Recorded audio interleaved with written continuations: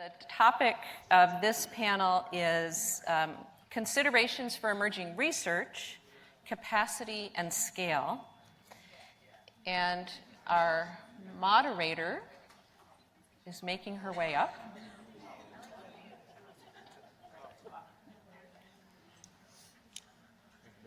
Oh, hey, Corey. Hello. Hey, Colleen. Okay. So Priyanka Hooghan, who is the last woman entering the stage set here, is with the House Committee on Science, Space, and Technology, and she is the staff lead for environment. And with that introduction, I will turn it over to the next panel. Great. Thank you so much, Betsy. And thank you so much to the organizers for having me here today. It's really an honor to be invited to moderate a panel in this conference that has been so successful and started a lot of really interesting conversations and dialogues, and having such esteemed panelists for me to have a great conversation with. So hopefully we'll have some opportunity to get some audience questions as well. So I'll go ahead and introduce the panelists. I'll start to my right with Dr. Colleen Strawhacker. She is the program director for the Arctic Systems Science and the Arctic Social Sciences programs in the Office of Polar Programs at the National Science Foundation. She's currently on leave as a research scientist at the National Snow and Ice Data Center at the University of Colorado in Boulder.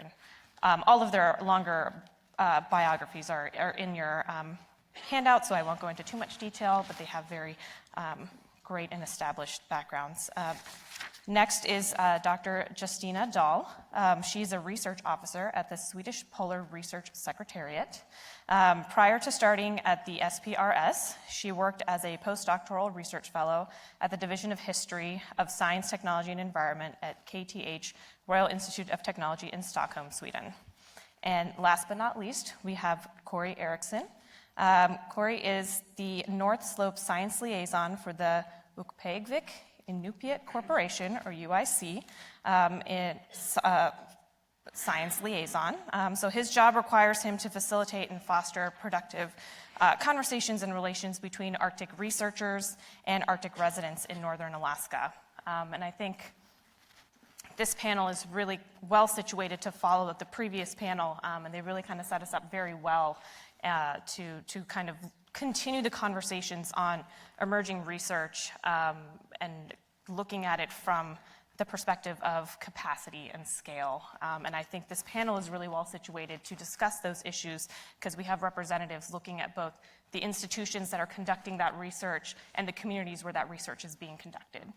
So I'm really looking forward to an interesting conversation here. So just kind of building off of all the different presentations and posters that you have all had the opportunity to see at the conference, and looking at the very diverse aspects of Arctic research and Arctic communities and the infrastructure and environment, which is very unique and has been going through dramatic changes. But like I said, we've got a great expert panel here who can talk about the capacity of these communities and these institutions conducting the research, and trying to understand what is the right scale for that research. So another way to ask the question is, how do we build the capacity to do this research? I think we're very excited that there's a lot that needs to be understood. There's a lot of data gaps. There's a lot of research to be done. It's not something that we can just jump into without kind of taking a full understanding of the situation. So, Justine, you have worked in many diverse positions on the interface of polar science and policy, especially at the international level. What are some of the capacity and scale questions that have been really important to answer at that international level? Thanks, Priyanka. First of all, I want to thank you and the organizers for inviting me for this panel. The motto at the Swedish Polar Research Secretariat is collaboration and cooperation. And we've done that very successfully with the U.S. National Science Foundation now and in the past. So I really want to thank you for this opportunity. Now, in terms of the challenges at the international level, I think another way of framing the question would be, how is and isn't science meeting policy needs? Because we're talking about institutions, we're talking about research, we're talking about international collaborations, and we're talking about democracies most of the time. So we have to talk about the larger audience. So the larger population goes and votes, and we have to explain why do we have to put parts of our limited budgets into science that often is very, very expensive. Getting to the Arctic, getting to the Antarctic is very it takes a lot of cost. So I think in terms of science meeting or not meeting policy needs, there's three aspects. One is that it is meeting it institutionally. There are institutions where scientists come together with policymakers and politicians in the Arctic and nationally to discuss their research and to impact regulations and legislations. And one of these institutions in the Arctic is the Arctic Council, which has the Arctic Environmental Protection Strategy as part of it. And it's 6 different working groups where there are scientists as well as ministry-level officials working together discussing, and it's a two-way street. So the science comes to the policymakers as well as the policymakers saying, hey, we need something specific. We need a report on Arctic climate impact assessment. We need a report on resilient communities. And then the working groups, they take this upon them, and then they work on this, and then they come up with a report for the Arctic Council. And then I would also say that, so institutionally, and then secondly, I would say that science has been successful in meeting policy needs intellectually, because there are a lot of these very large, bold initiatives, specifically in the Nordic countries and in Europe, that encourage scientists to come up with new alternative futures, new ways to govern, new ways to look at the environment, new ways to engage with different groups. And one of the examples of these would be the Nordforsk responsible development of the Arctic. And then thirdly, I would say where science is not responding to policy needs is in the level of science literacy, not only in the US or in Europe, but globally. There's a lot of populist propaganda, a lot of false facts used in one way or another coming out. And it seems that in the conversations that is going on in our newspapers, in our news outlets, and in various other locations, there is a shocking a shocking way where people don't seem to understand the scientific process, which leads into a lot of these populist movements growing and people voting for them. So I think in terms of science literacy, it has been going down, and science needs to address that in one way or another. And kind of following up on that, where do you think is the best place to focus on this science literacy? Is it in the public? Is it in the policymakers? Is it both? Is it elsewhere? I think it is both. I think in terms of capacity building, that has come out here oftentimes, that indigenous traditional knowledge is not acknowledged as being at the level of our Western science. And I think it's a lack of education in terms of understanding what traditional indigenous knowledge is and what the scientific process is at other venues. So I think it comes in education, it comes in research, it comes in designing calls for proposals. In Europe, we're now working within a EU PolarNet, which is the ERC, European Research Council process, with a European Polar Research Program. And capacity building is a big part of it at different levels in terms of toolkits for scientists as well as researchers to engage with different communities and audiences. Colleen, you are program director for 2 NSF programs in the Office of Polar Programs. And most of us here understand that within the US, the National Science Foundation primarily focuses on new research and basic research and less on applied research that is typically supported by other federal agencies. How does navigating the new Arctic with its focus on building infrastructure and collaboration with indigenous communities fit into the traditional role of NSF? And kind of building off of what Justine said, what are some of the bold initiatives that you're seeing within NSF and maybe within other federal agencies? Sure, thank you. So, yeah, navigating the new Arctic, let me take a step back and give some background for those of you who might not be familiar with it. It's one of the kind of 10 big new ideas that are being championed by our director at the National Science Foundation. These 10 big ideas include things like windows into the universe, understanding the rules of life, some of these bold ideas that you're talking about, Justiina. And one of those is navigating the new Arctic, in which we're injecting about $30 million of funding into basic research in the Arctic. And I want to kind of say, you know, basic research to me at least is both curiosity driven and also use inspired in a lot of ways too. And I think navigating the new Arctic, some of the themes that you just brought up, the resilient infrastructure, the creating new communities, the incorporation of co-production of knowledge into our research is really moving us towards more of that use inspired side of basic research. And so a couple of other things that are really unique about, we call it NNA. I have to use an acronym, right? I'm a scientist, so you'll have to bear with me. So NNA, kind of the things that we focus on that are different from other NSF programs. A lot of NSF programs are very disciplinary based. I'm a social scientist, so I work very often with the archaeology program, the cultural anthropology program. These are disciplinary programs. NNA is really focused on convergent research. We want to see people who are working at the intersection of the natural sciences, the social sciences, engineering. I actually saw a question on the Slido from the previous panel of someone asking where the engineers are. NNA is designed to help fill that gap and lead us towards these use-inspired research questions. We have themes that we want to see that include resilient infrastructure, as we brought up. A theme we have is education, building diverse research communities. And clearly, if you want to do this use-inspired research, you need to go to the users. And we want to know what kind of really good knowledge is coming out of the Arctic, incorporate that into the Western science that NSF is accustomed to funding. That being said, many of you who are accustomed to applying for grants at the National Science Foundation know that we have kind of our core Arctic programs. Those are the Arctic Natural Sciences, Arctic Systems Science, the Arctic Observing Network, and the Arctic Social Sciences program. For those of you who have looked at the solicitation, you know that there's about $40 million available for those programs. As I mentioned before, NNA is injecting an additional $30 million. That's almost doubling our research budget into Arctic research coming out of NSF. And I think, you know, being at NSF, we are very excited about this kind of bold new initiative that we can really support exciting, use-inspired, convergent research. But I don't think we anticipated what this kind of injection of new research money would bring, especially when we're talking about wanting to focus on collaborations with people on the ground in the Arctic and Arctic residents and really thinking about the importance of Indigenous knowledge. And I know there were some challenges there in which we've talked a lot about what co-production means by including people at the outset. What research questions do Indigenous communities in the Arctic what do they want to study, and what do they want to research, and what methodologies and theories do they want to use in partnership with scientists.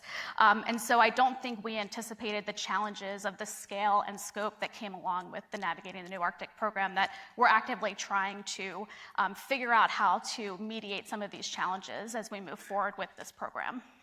And do you have examples of some of the mechanisms that you're using for mediating some of these challenges? I know some of them may still be in development, since this is a fairly new and young program, but do you have some examples? Yeah, so first it's listening to people like Corey very carefully and getting that feedback and taking that in and really trying to figure out what we can do better and what would make it easier on their end. Another thing that we're really trying to focus on is education of our program officers. What does actually co-production of knowledge mean in a scientific research project? Making sure that our reviewers, those who review proposals, are aware and how to actually evaluate this really well. Hayo brought up broader impacts within National Science Foundation proposals, and how do we better allow people to evaluate that moving forward. So there are a couple of things that we're doing, but we want to hear new ideas on how we can do this better. Corey, as Colleen mentioned, you seem to be in the right place to try and help programs like the NNA address some of these co-production issues and some of these capacity issues, as there is obviously greater interest and greater funding to come into the Arctic to do additional research. Could you place that in the larger context from your perspective as the liaison at the UIC, and where you work with thousands of scientists as well as the community members? Yeah. First, thank you, NSF, for paying for my position pretty much the last few years, and thank you for everyone who brought us here. It's good to have this conversation to get started. I'll probably come back to answer that question a little bit more specifically, but I first wanted to ask, what does it mean to be a policymaker? Could you tell me? Sure. So what does it mean to be a policymaker? Yeah, great question. So For myself in the science committee, a lot of what we do is trying to ensure that the very large questions that we're trying to answer, many of them are built on a foundation of science, and a lot of that science in this country is funded through federal initiatives. So kind of understanding what are the gaps in research and the gaps in knowledge, and how the federal government can go about providing funding and resources to try and meet some of the big problems and the big challenges and big questions that are out there. So a lot of what we do is actually working with our federal agencies, like the National Science Foundation, and working with other non-federal stakeholders, such as community groups, indigenous communities, as well as academic community, as well as the private sector, to try and understand, here are our big challenges, what do we need to try and address some of those challenges? Can we put together a legislative solution forward, or at least provide some guidance of how we think we can approach some of these problems? And so a lot of that is based on input from external stakeholders outside of the federal government as well. By show of hands, how many policymakers do we have here in any capacity?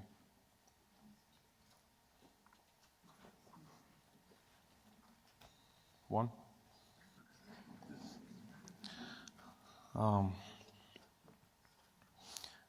Yeah, I'm not too concerned about the people that are in the room right now. I'm more concerned about the people that are not in the room. We have a huge misinformation campaign that's turning the public against scientists and against fact, and we need to call out those folks. And I think any of us from Alaska would be more than happy, and not happy, but we'd be willing to stay as long as it takes to meet with any of those guys. And I hear that someone lives in a house nearby, a big white one. And I'd be happy to stay and have a conversation with any of those guys to straighten that out.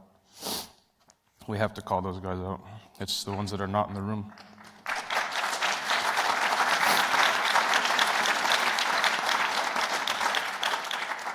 I don't think there's any doubt that what the global warming and the climate change is going on. I think everybody in this room are all on the same page, and we have to see that. Because right now we're not fighting against climate change, we're fighting against each other.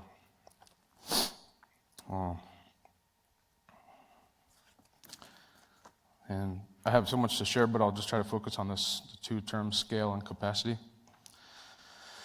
So I was happy that it was mentioned earlier about the whole of government approach. We really need a whole of government approach. I mean, do you have any idea how big Arctic research is?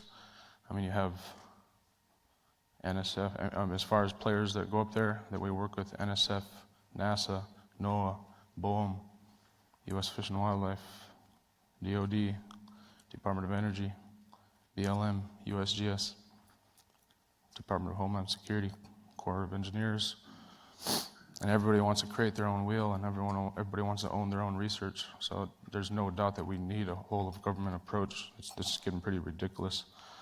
Every 2 weeks we have to recreate the wheel with a new group. And that's just the U.S. Federal agencies. There are hundreds of research institutions that do research on the Arctic, that visit and work around our communities. There are dozens of other countries, thousands of individual projects, many of which are, the bottom line is that they're there to get a degree for themselves and then leave. But that's not always the case. We have a lot of good examples in the room. As far as scale, it'd be important to note, and when you say polar sciences, Antarctic and Arctic, I mean, hundreds of millions poured into the Antarctic program, tens of millions poured into the Arctic program. The Antarctic winter is our summer, our winter is their summer. The icebreakers are dry docked during our winter. So a lot of emphasis put on the Antarctic, just to keep that in mind as far as scale. And people try to relate the two, they're polar opposites, literally. So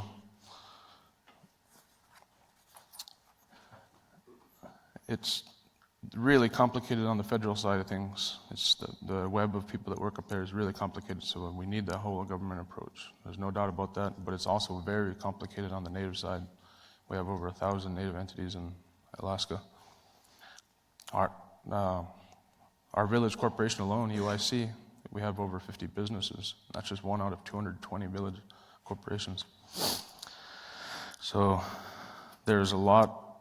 As far as mental capacity, scientists are not able to even know, they don't know where to start. And NSF has very aggressive, good code of conduct guidelines, that you guys made up. They're very good, but we just need the tools to implement them. They don't have anywhere to start. And it's such a rigid process. They have to tell you exactly how they're going to spend every penny before they even know how it's going to affect the villages. They can't. The rigidity there has to loosen up a little bit more, so it's not just total top down. There is some bottom up, and I kind of feel bad about it, about focusing on NSF stuff so much, because I just listed how big Arctic research is. NSF's the only one that is really trying to do the right thing, but they become the whipping boy for everybody else too. So everybody else has to take some accountability there and come together in some coordination and cooperation on the federal side. And then as far as, now that's scale, so those are some things that I wanted to share about scale, but capacity, it varies greatly across the Arctic, and we're very lucky in Ukpeaġvik in Barrow. We have a very long history of very, very close relationship between the locals and the scientists. So the wheel is not broken everywhere, but I can tell you that the wheel is broken everywhere else than Barrow. We're very lucky and very blessed to have what we have up there. Our Max Brewer, who was the head of NARL, he's buried next to Kenneth Tuvok up there. They were like this, closer than brothers. That's just an example of how close that relationship is. And I know we've been kind of hounding on the scientists all week, but there's things that need to be fixed, but there are also really good examples out there. We have a lot of people in the room that are very good examples of doing Arctic research and incorporating the community. And I mean, Craig, Tweedy, Bob, Karen, we've done some really good stuff the last few years, and there's many more.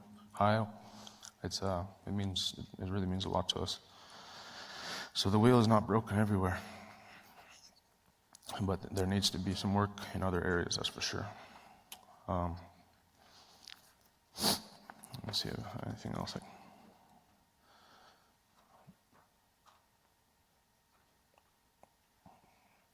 And in terms of capacity as well, before I move off of the Barrow subject, we're very proud of owning and operating the Naval Arctic Research Laboratories, and we have a very nice building, the Barrow Arctic Research Center. But you got to keep in mind that was the first of 5 phases of a big project that we were supposed to have built up there as far as capacity. As soon as Ted Stevens died and the Iraq War started, they pulled the funding, so we got 1 out of 5 phases. We're very proud of what we have, but it could have been much more, and it was supposed to be much bigger and better. And thanks to, there are people on the local level in Barrow that really worked a long time for that and still feel like they got burned. And then the final thing that I want to share is that you can't change a natural science. You can't make a natural scientist into a social scientist overnight. The social sciences, they went through a very reflexive period in the 90s, in the 80s. I mean, it kind of started with Vine Deloria Jr.'s Custer Died for Your Sins, where he called out the social scientists who were, so they went through a very reflexive period, and what came about from all that was the internal review board process, those types of things. Social scientists have to go through months, maybe even years of going through the internal review board just to ask someone in our communities one question. Natural scientists? There are no process or procedures. You could just dump 20 of them into a village and they can go and talk to people. That has to change. So we talk about learning from social scientists and learning into the natural scientists. Look into the history and find out read about that reflexive period. Read some of that stuff and you'll. So we need to have some sort of process there. And then going back to the original question was about how was it focused on NNA? I could make comments on that too, real quick. Yeah, the original question is how you can kind of strengthen the co-production of knowledge through like the NNA, for example, and how you can go about strengthening that co-production. And I think you touched on some of those things, but if you have more specific examples or particular mechanisms that you know have worked, for example, in Barrow or maybe in other communities, that could maybe be a template for further growth.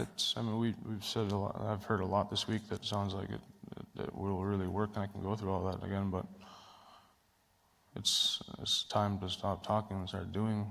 So that's what it is. I mean, it can't be an afterthought. I mean, we can't. With this, I know scientists like to do proposals at the 11th hour, but we can't be contacted 1 week before and say, "Hey, you guys want to sign this letter and let's co-produce some knowledge? And by the way, here's the document that we came up with, and it has everything spelled out and written. It has all the questions already asked." The scientists are going to try to satisfy the funding agencies. That's what the goal is to satisfy the funding agencies, so they have those core things that they need to cover, and then they add on to their secondary interests or whatever, and they kind of incorporate their own, make it their own sort of. And then they reach out to us after that's all set in stone pretty much. There's no way they're going to change all that. We're not asked what we think about it. We're asked to sign a pre-written letter of support. So that's what really ticked off a lot of people, was that there was a flood of people really pushing, flood of scientists, and this is all new to everyone, so it's not, I don't blame all the scientists. I mean, 99.9% of scientists are really good people. That's the reason why they're in it. So but there are things that we need to work on for sure. And so, I mean, maybe talking to folks at the policy level, the funding agencies, before you guys are doing a lot of good things, but and outside of NSF, we have to look at what we're telling the scientists to do originally, and plant the seeds real early on, not when it's right before proposal time. So.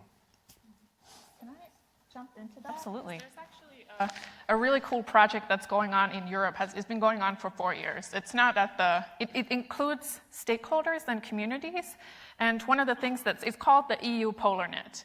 So it's trying to come up with societally relevant and engaged ways of doing polar science that the European Research Council could fund. And one of the things that's come out of it as a deliverable is actually a stakeholder and community engagement white paper at the EU level. Because in EU, a lot of our scientists, they work internationally. So the communities that they work with, they might be in northern Scandinavia, they might be in Russia, they might be in the US, they might be in Canada. So that's, of course, it has to be community specific, and that's one of the things that the document takes into consideration, as well as this project that's trying to engage and built into calls within the European level stakeholder and community engagement in co-production of knowledge, as well as co-production of solutions, because that's also one of the things in this EU PolarNet, that it tries to make the calls, and there's also white papers and the stakeholder engagement document, because it can't just be a one-way street with the communities and just something that you tick in a box saying, okay, wait, we did this, because you also need to start from the ground up. And within the EU PolarNet, one of the suggestions is to give seed money to scientists and also to communities to come up with suggestions. This is what we need, and we can come together, and based on that, maybe we'll write a proposal together. Maybe we won't write a proposal together. Maybe we can't find common knowledge. So I think it's a thing that needs to be a two-way street. It can't just be scientists coming and engaging and talking, but also to have it two-way, so there's solution-oriented. So it's not just, I'm repeating myself. But that's something, there's so many problems and challenges, but there's also these little tiny glimpses of hope, I would say. And I'm familiar with the ones at the EU and the Nordic level. So it's something maybe worth, and this NNA, NNA also sounds like something that's trying to find, because I think one of the first steps is to identifying there's a problem. And I think that's great that you're here, and also other community members are here saying, here are the problems, we'll identify for you them. And then try to come up with the challenging part of proposing solutions. And what we've heard from the policymakers earlier as well in the panel, saying that you maybe have you have a great idea, and maybe that tiny proportion of it actually makes into the end of it. But it's better than nothing. nothing. You have to start somewhere. And working together means that it takes time and you have to be patient. And there's no perfect solution. So it also needs to have, the process needs to have flexibility. So if we realize that this is a bad way, that we make a correction and go forward from another way. I chime in from a navigating the new Arctic perspective in terms of when we wrote the solicitation last year, co-production of knowledge was kind of front and center in the solicitation. And I was a PI for a long time, and I understand that scientists just wants to check every box that you're talking about. Whether they're doing it or not, they want to say that they're doing it somehow. And that's why a lot of these organizations were unfortunately approached for letters of collaboration at the 11th hour, which is not a co-produced approach. I think some of the mistakes that we made in that solicitation was that we described co-production of knowledge in 2 sentences. And what we've seen over the past 2.5 days is that there is so much more nuance there in what we mean by co-production of knowledge and how to do that correctly. And we're working on correcting that now. That being said, you were talking about kind of these planning situations and how do we get people in the room to talk about these things. And one of the really kind of wonderful aspects of the NNA program is that we have these planning grants. And a lot of our PIs have used these very well to put scientists and Indigenous individuals and Indigenous scientists and Indigenous knowledge holders in the room together to co-produce new research questions. So I think our kind of planning grants part of NNA can help to address some of the things that both of you are bringing up to help to try to come up with the research questions that both are interested in.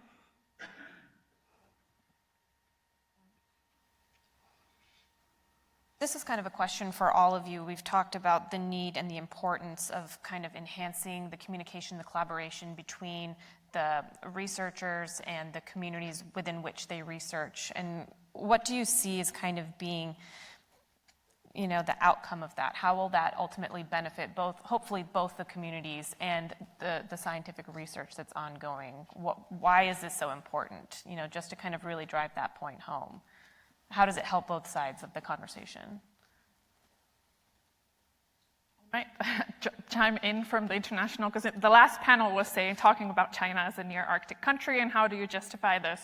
And I'm going really far away from the ground now because the Swedish Polar Research Secretariat operates a research icebreaker that quite often goes to areas where there are no communities, like the Central Arctic Ocean. But there might be connected to what's happening around with the biology or the ecosystem. So I'm not saying that it's irrelevant and they shouldn't think about this.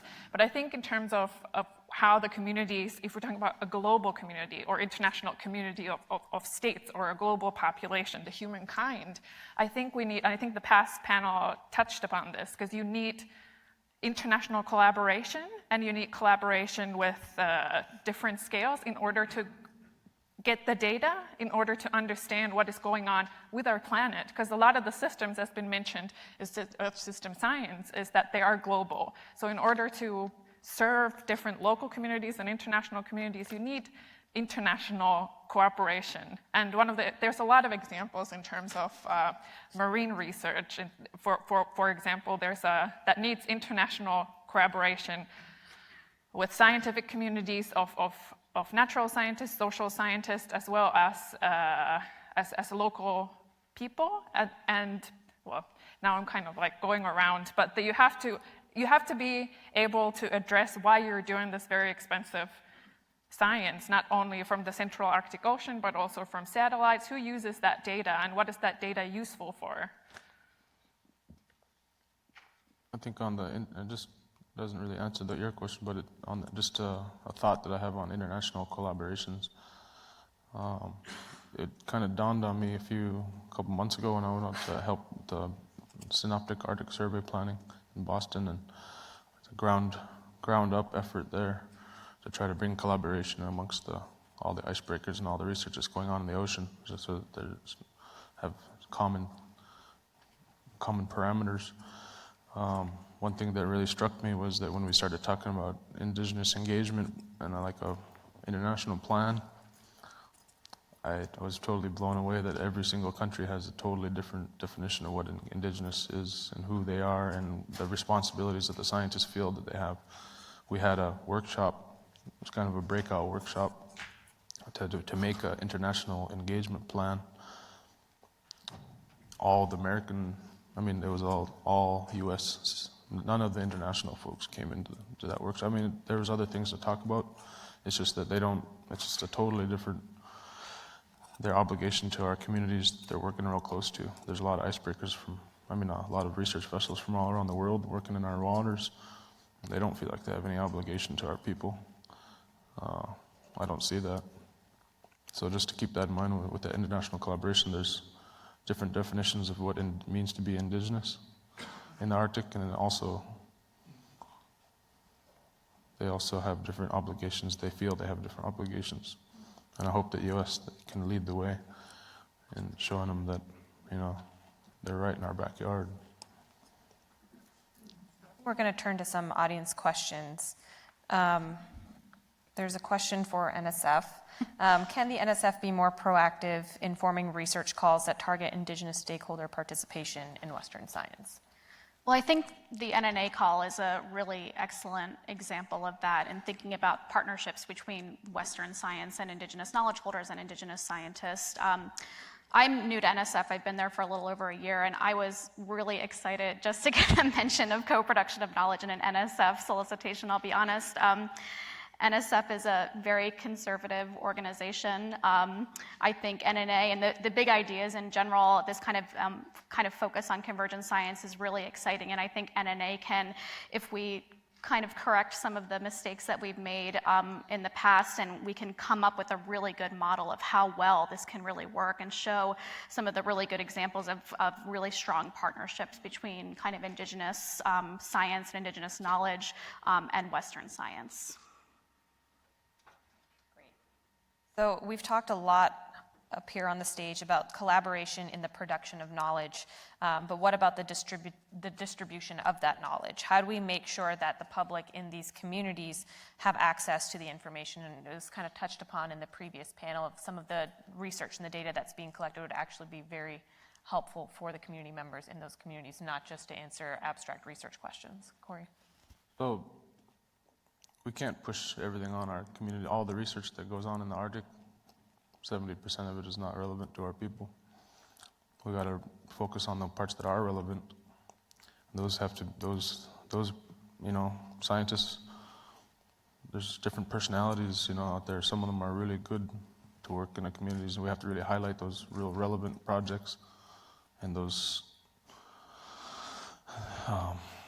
they represent, like, the ones that actually do the good outreach and everything, they kind of represent the big picture. In our villages, people see them as representing the big picture of Arctic research. So we should really keep in mind as far as who's going out to our villages and do that. I mean, we can't. We get scientists who are used to doing outreach about the Arctic down in Lower 48. It's an exotic place. The kids they want to see the pictures of the ice and polar bear. They go and bring that same material into our classrooms, and the kids are looking at each other like, come on, man, this is like the few hours of the day that I don't have to see ice, So it's a very different atmosphere as far as engaging. But we just keep in mind that we can't just. There are some things that are very relevant, and I wish that more of it was relevant. But I think that's what we're trying to close that. We're trying to increase that right now. That kind of go off topic, but like the geographical gap between Washington and the Arctic is very big, but the cultural gap is even bigger. So we have to keep in mind that it's going to take education and orientation for our early career, pre-proposal. We have to support the scientists, give them tools to act on some of the guidelines that we have for work in the Arctic, and it's like a feedback loop. Once they feel comfortable, they meet people, they break the ice in communities, they'll come back. It's a feedback loop, and we have that in Barrow. We're lucky that we have that. Other places in Alaska, say Kotzebue or Nome or some of the other bigger hubs, they don't have that long history of partnership. So just all of a sudden having a flood of new guys, and when the scientists land in Barrow, they don't have to worry about anything. We'll take care of them. They just worry about their research. We'll do everything for them. A couple things we won't do, but but we take care of them. Say a scientist goes to Nome, for instance, they have to rent a room over here, they have to find someone to rent a truck car over here, they got to get a Connex over here, they got to find someone to rent a four-wheeler from local labor. How do they do that? It's a big headache, and that puts that they don't have any other time to actually do anything with the community and stuff like that. So the capacity varies greatly across Alaska. So just we have to keep that in mind too. It's not the same in every village. Every single village is dealing with climate change differently. The geographical location, socioeconomic situation, what they depend on, it's different across Alaska. We got to keep that in mind, and I think some of that information we have to gather that and make that information available to the public and to our scientists and everything, so that they're not lost and they have somewhere to start. So it's about building capacity and just connecting the dots, informing people. We've heard a lot about the importance of longer time scales, especially in fostering these types of relationships. You gave an example of how Barrow is a great example of having some long-term relationships, makes the researchers comfortable to come in and continue to do the work there. Has the NNA planned for how to transition when the overall, funding that's set aside now is going to kind of be reduced, and so that the communities that they're currently working in don't feel abandoned? Yeah, I think we need to figure that out. So NNA is planned as a 5-year initiative. Last year was the first year, and I think one of the main goals of NNA is to create a new and diverse and inclusive research community. And we will be having principal investigator meetings to help create that community and get people to work together. But thinking about what happens when that money goes away, I think we need to think very carefully about the implications of that, and something that we haven't spent a lot of time on yet, but that's a really good point. I think over the next couple of years, we need to think about the kind of sustainability of the research that we're investing in and the communities that we're investing in, both the scientific communities and our local communities in the Arctic as well. Yeah, and the temporality of research projects is a problem, so I agree. Yeah, 3 years at a time And usually. you're not going to get operational costs. You're going to get, I know the NSF doesn't. I mean, you can't. A lot of funding agencies don't want to commit to something they're gonna have to pay for in the long run. It's a very temporal process that we have here. And that's also a problem that talks to, I feel like I'm the one who steps high up again from the ground, yes, basically. Because that's one of the things also in terms of observations. There is this initiative that comes from the Arctic Council, Sustaining Arctic Observing Networks, that's trying to work towards having sustained observations from different parts of the Arctic so that we can make our Earth system models better and predictions better. And it's a challenge also for people who sit at their labs at home and try to get data that is sustained from the parts that are very hard to access. Yep. How do we reconcile the request for sharing of information with communities with the ongoing prevalence of science fatigue, which I think you've kind of touched on, Corey, in these communities? Going back to focusing on what's relevant and not trying to push everything on us. We have oversaturation in Barrow because that's the easy option. Outreach and all that, we have it oversaturation there, but there are places in Alaska that are completely ignored. So if we have to spread it out a little bit, that's the thing. We have to spread it out. You can't just plan your outreach trip for Barrow because our kids are like a field of flowers that are overpicked. Shifting the focus from capacity of individual people or scientists, what does the research team of 2050 look like? What type of people need to be paid members of the team to work on these kinds of Arctic issues more effectively? Sorry? I think anyone who wants to be a scientist should be included. I would like to think that we see a more inclusive and diverse scientific community. I think kind of one of the things we're trying to clarify within Navigating the New Arctic, and also with our core Arctic research questions too, the Arctic Social Sciences Program funds quite a bit of co-production of knowledge research, is that if you do want to co-produce research, you better be paying all of the members of the team fairly and making sure that everyone has an equal seat at the table. And so I'll be getting my paycheck through my university university, but my Indigenous collaborators should be getting a fair wage for their knowledge and their contributions to the team as well. And I think PIs are slowly learning that that needs to happen, but it's still a lot of education, is that if you want to do co-production of research right, then people should be paid for the knowledge that they're bringing to the table. I don't know. Yeah, the teams, I didn't really hear the question, but the teams, research teams, they have to equal role. They have to see eye to eye, and real co-produced knowledge is going to erase that line between a scientist and an Indigenous person. You look at the example yesterday with Craig George and Harry Brower Jr. They erased that line between scientists and Indigenous person, and they didn't always have to be separated. And when you see the authors of projects that they do, it's just a name. It's not, Indigenous knowledge specialist over here gave us this, and our scientists didn't. They erased that line, and that's not going to happen everywhere. But, and the other thing too is that by educating our scientists and funding agencies about what roles our entities play, they play very specific roles. And most people don't know the difference between a tribe, city government, Alaska Native Corporation. What role do they play? What history? Where do they fit in in the big picture? It's a little bit of education and research, I guess, quite a bit, but will help with that. And for instance,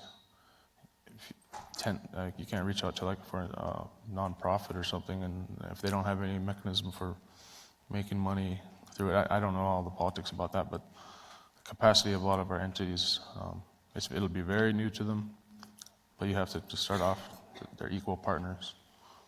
If it's a $300,000 project, you better have the money put aside to really do it right if you want. It's not going to be an afterthought. We're not going to provide our time for free. Do you think? Sorry, go ahead. Go ahead. No, I'm stepping quite away from the land and going further to the question of what research should look like, because I think it will be more international, and then more data needs to be internationally accessible following the FAIR principles, as well as the scientists and science groups needs to be more sustainably funded, because I just recently saw a newspaper article about, it was social sciences and humanities researchers from the Netherlands, and they had this little placade, is that a word in English? The thing that they were holding, and it was the sign of a Marlboro packet, but it said, "Academia, work late, die young," because that's one of the things that it's also, you can ask, how is science addressing policy needs, but how is policy addressing science needs? Because we're pushing so much out of this small group of people. They're doing everything. They're doing teaching, they're doing researching, they're doing outreach. They're doing team building, yeah.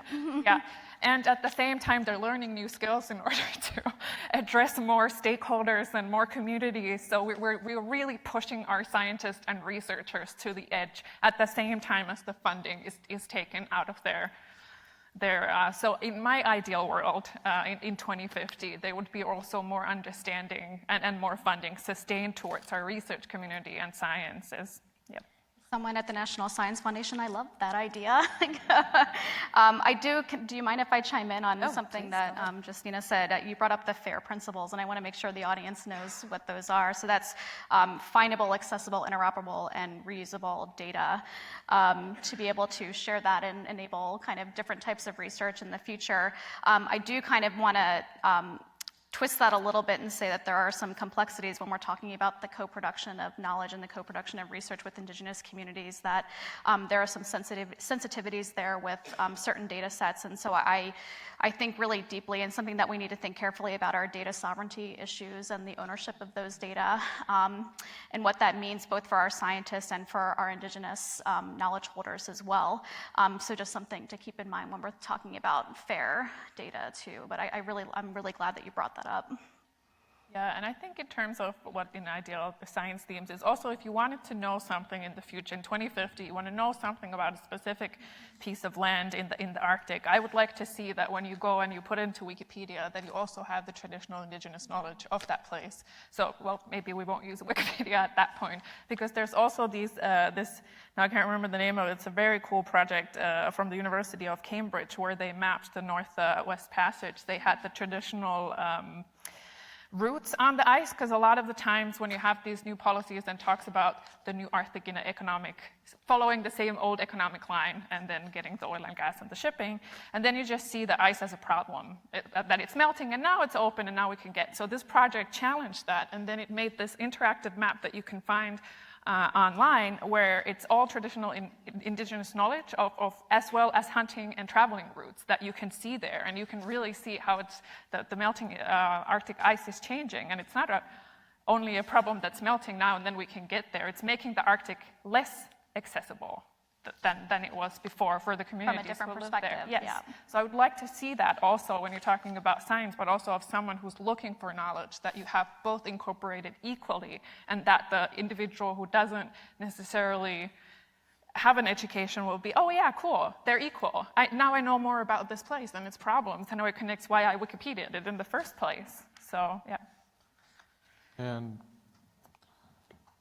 it's, we can't, this week, it seems like we just keep assuming that everyone wants to give up their traditional knowledge and it's there for the taking. It's, a lot of times we don't want to, a lot of people don't want to share that, and because it's part of the community, and then also, we're taught not to get credit, not to try to take credit for so much, so like if we got taught something by our grandpa or Appa or Akka or whoever, we don't want to say that that's our knowledge or put our name on it, so we got to keep that in mind too. And we can't just assume that they want to give it up. But we've been talking about like traditional knowledge, like we're getting too carried away with that. What it is that our people just need an equitable seat at the table. That's the bottom line.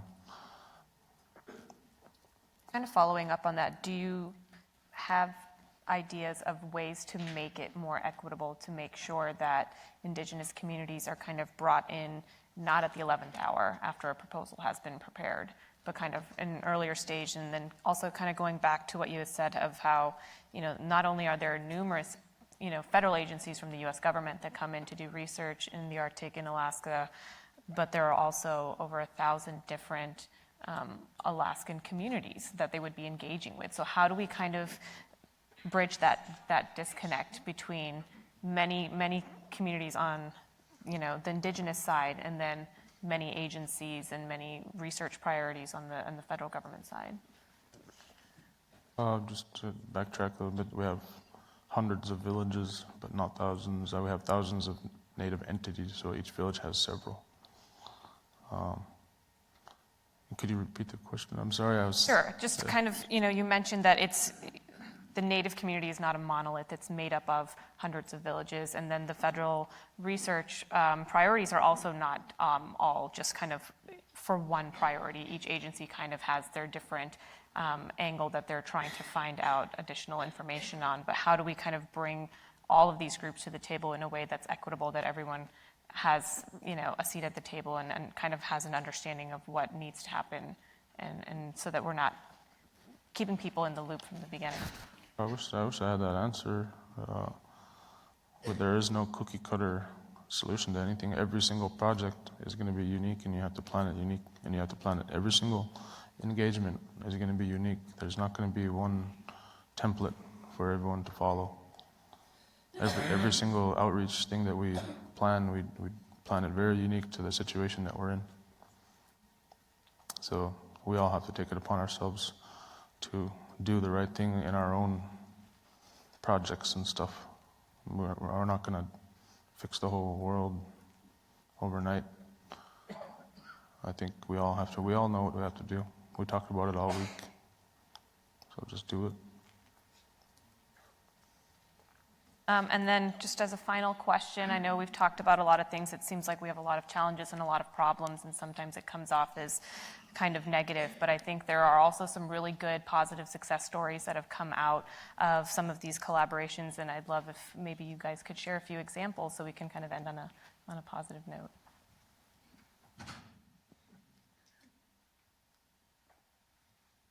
Our science fair that we have going on up in Barrow, it's a good one.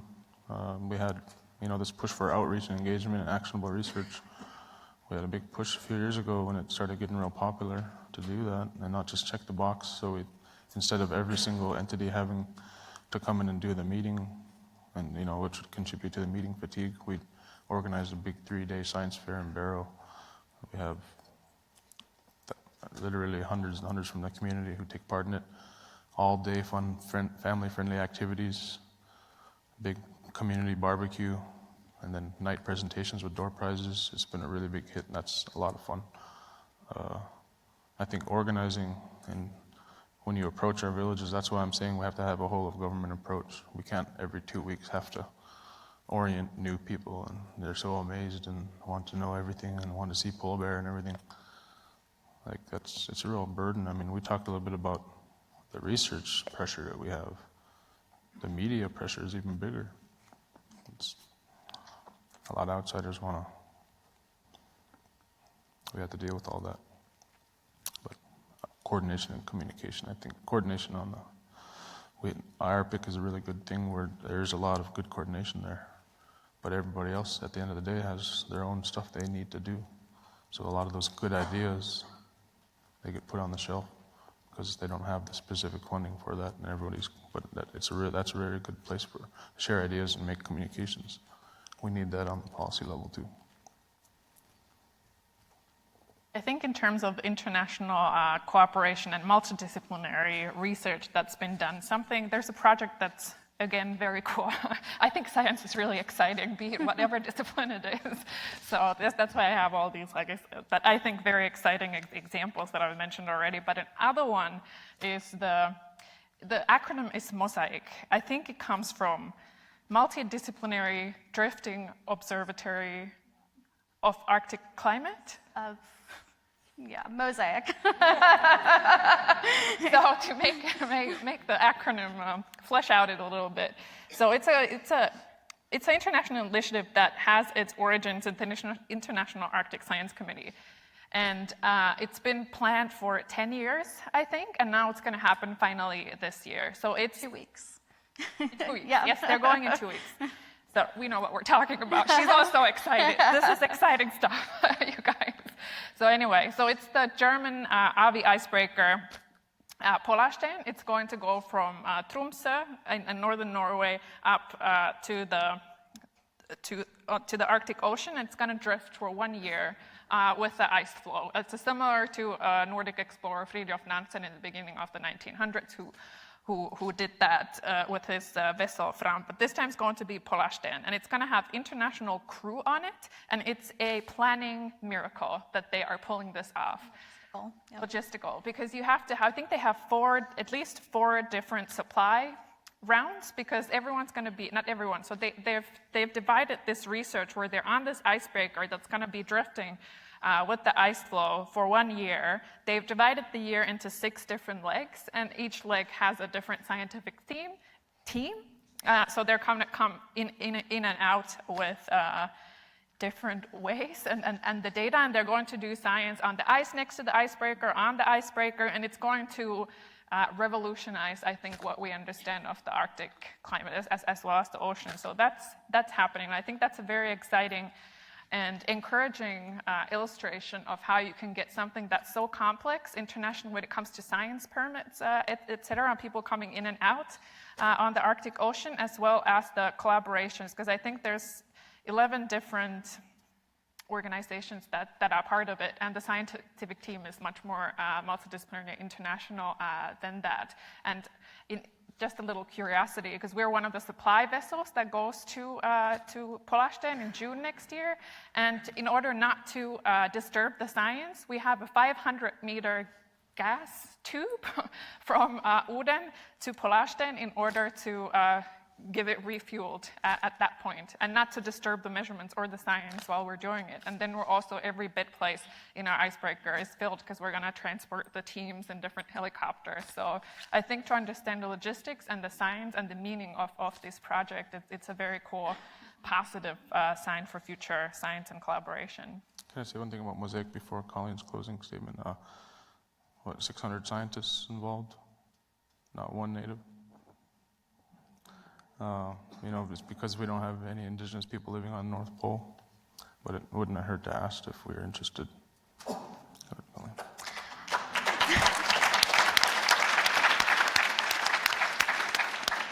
So I know I'm the one sitting between you and lunchtime, so I'll be very quick. And I know we were critical for good reason of the Navigating the New Arctic submission process, but I would keep an eye on the awards coming out. I'm really excited by some of the awards that are coming out right now from the most recent competition. It's really exciting convergent science that are asking use-inspired questions that are relevant and hopefully really useful to both scientists and our Arctic communities.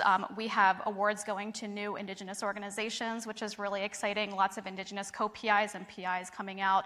So really take a look at what's coming out of NNA. It's going to be really exciting. So. Well, please join me in thanking our panel.